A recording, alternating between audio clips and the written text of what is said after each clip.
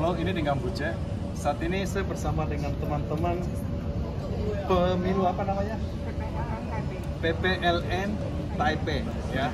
Jadi banyak orang ya, mereka mengeluh, wah ini tempat kita ini sibuk sekali. Tapi ternyata di Taipei kalian ngurusin berapa orang?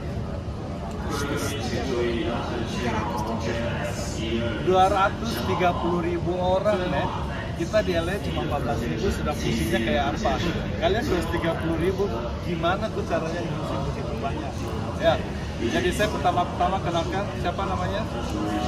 Ya keras bisa. Halo, saya kenalkan, nama saya Yayat. Ya. Saya Ketua PPLN Taipei. Ketua PPLN Taipei. Ya. Yayat yang ngurusin 230.000 orang. Sama-sama lah. Sama-sama.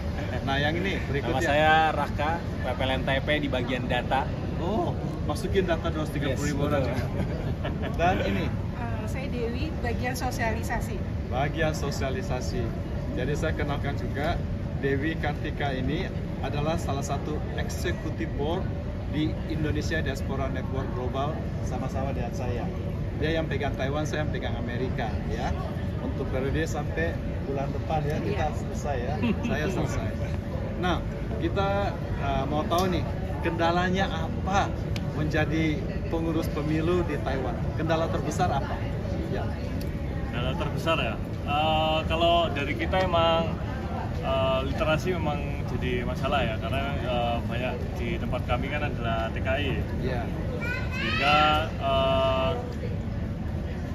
apa ya, kita coba sosialisasi, kita coba pendekatan ke mereka itu kadang nggak bisa sama dengan yang mahasiswa, dengan yang pengusaha, bahasanya harus lain. Ya. Oh. Ya, jadi beberapa juga dari mereka kayak masih enggan Iya. untuk coblos, untuk menggunakan hak suaranya, sehingga ya itu juga menjadi salah satu problem. Kemudian yang paling besar adalah, jadi Taiwan itu, kalau di Taiwan seluruh warga negara Indonesia itu dia terpencar di seluruh Taiwan, dan itu demografisnya luar biasa. Nah itu kita untuk reach satu-satu tiap wilayah, tiap kantong itu memang butuh effort yang jauh lebih besar sih daripada yang biasa sedikit, ya. sedikit. I know. Wow, gue nggak bisa bayangin 230.000 orang. Kamu mengisi datanya gimana? Hah? Ya memang Berapa kalau malam tuh kamu masukin datanya? Hah? untungnya sih memang dibantu sekali dengan banyak banget volunteer yang bantuin kita. Oh, jadi banyak volunteer. Iya, Bantu. betul sekali. Ada mulai dari Pantarli sebutannya yang bantu masukin data, masukin datanya. Ini Iya. bantuan dari Pantarli, banyak juga yang Apa bantu. itu Pantarli? Nah ini adalah panitia pemutahiran data pemilih. Oh, gitu. Itu singkatannya. Yes, betul singkatannya. Jadi mereka juga masukin data juga. Kita punya 150. Kita sebut volunteer Pantarli ya, masukin data, volunteer masukin data. Ada sekitar 150, mereka masukin data pakai sistem di PPLN Taipei sendiri. Sebetulnya tidak banyak gitu ya. Cuman memang agak sulit untuk dilihat informasinya. Macam kayak harus nunjukin IRC-nya, KTP Taiwan gitu kan. Lalu kemudian alamatnya tulisin dan segala macam gitu. Jadi tidak banyak, tapi sebetulnya butuh effort lebih. Saya sebentar. Kenapa harus dibutuhkan KTP Taiwan di LA? Enggak. Saya pikir cukup paspor Indonesia. Nah, betul. Jadi memang ada 3 yang kita terima. Yang Ya. pertama itu adalah KTP Taiwan karena di sana ada tulisan Indonesianya, Ya. orang Indonesia. Lalu juga ada KTP Indonesia dan juga paspor. Bisa salah satunya. Bisa diantara. Bukan KTP Taiwan sih, lebih tepatnya residence card. Resident card dari Taiwan. Karena di resident card itu ada tulisan Mandarinnya. Oh. Kalau di paspor kita kan nggak ada tulisan Mandarin. Oh, oke, sebentar. Jadi Untuk alamat. untuk alamat itu pakai Iya. bahasa Mandarin. Iya. Gila, susah banget. Iya. Kita bahasa Inggris saja bacanya susah, apalagi bahasa Mandarin. Kok bisa Nah, baca itu. alamat-alamatnya? Kan sekarang ada Google Translate. Iya. Nah, si Dewi dia cerita kendalanya susahnya ngumpulin orang Indonesia tuh gara-gara apa tadi dia bilang? Salah satu. Gara-garanya gini, kan pemilu tahun depan. Pemilu tahun depan.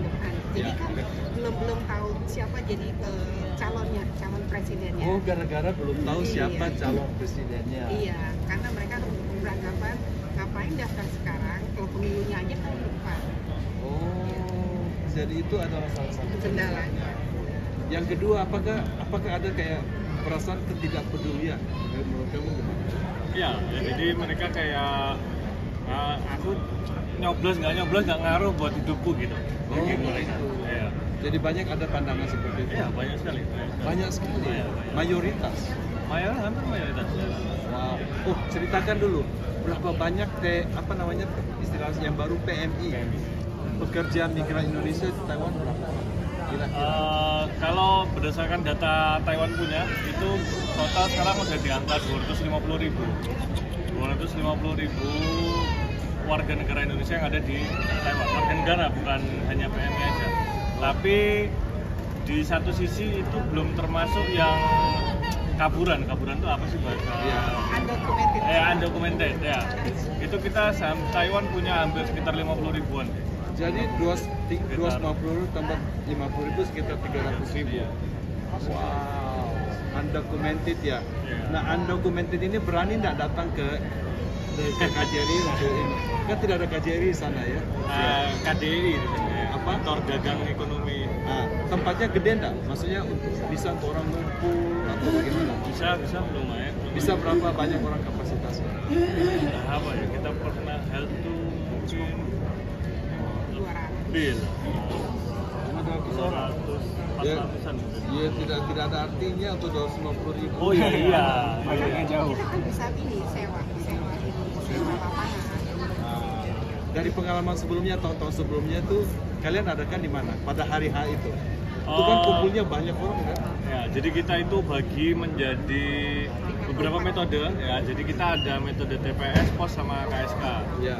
Jadi yang TPS itu sama kayak di Indonesia, kita datang ke TPS itu dulu periode lalu itu kita 34 TPS. Wow. Periode ini kita tambahin lagi jadi 54 TPS. Jadi kita tambah 20 TPS lagi di 2023. Lokasi. Bersamaan pada hari yang sama. Bersamaan pada hari yang sama Dari di Sabang sampai 54 titik. Utara sampai selatan Taiwan. Kok sama sampai Merauke? Iya, kalau Indonesia kan begitu. Kalau ini namanya apa? Dari mana? Dari utara sampai Iya, apa? Kotanya apa? Dari Taipei sampai Kaohsiung. Taipei sampai Kaohsiung. Wow. Itu di setiap TPS harus ada perwakilan dari partai. Idealnya seperti itu, tapi memang realitanya nggak semua partai ada saksi. Ya, saksi. Harus ada saksi kan? Iya. Biasanya. Wow. Biasanya ada, cuman tanpa partai pun, tanpa saksi partai sudah bisa dimulai pencoblosan. Bisa ya. Nah, berapa persen yang nyoblos pada periode sebelumnya itu? Periode lalu itu kita dari 270.000 datang, Ya. itu yang tercoblos sekitar 32%. Jadi berapa? Sekitar 100 ribuan, 189 ribu, saya agak lupa ya periode lalu. Berapa persen itu? 30%, 32%. Kalau kita di LA, kalau kan tercatat kan 60.000 periode sebelumnya.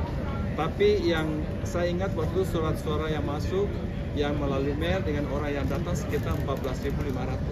Terus 15.000 ya, itu berapa persen? 25% ya? Iya, ya. Sekitar 25%. Kalian lebih besar loh turnoutnya Iya, ya. iya. Waktu itu ya. Kita di 32% sih pada periode lalu. Wow. Semangat. Oke. Semuanya merah putih. I know. Sekali lagi senang sekali kita lagi ketemu di mana? Bandara nih di airport. Bandara Taoyuan. Kebetulan saya ketemu dia kenapa DJ? Kok bisa ya? Saya tiba dari Amerika mau ke Jakarta, mereka di sini dari Taiwan mau ke Bali. Denpasar. Kalian ikut diaspora kongres nanti? Saya enggak. Saya Ikut IKN dong. enggak. Udah ikut ke IKN. Itu sih nggak ada saya berdua. Bu Dewi gimana? Bu Dewi aja ya, oke. Kan Bu Dewi maksudnya. Jadi teman-teman dulu eksekutifnya di Taiwan adalah Pak Dede, digantikan oleh Ibu Dewi Sartika ini. Nah beliau ini sangat aktif.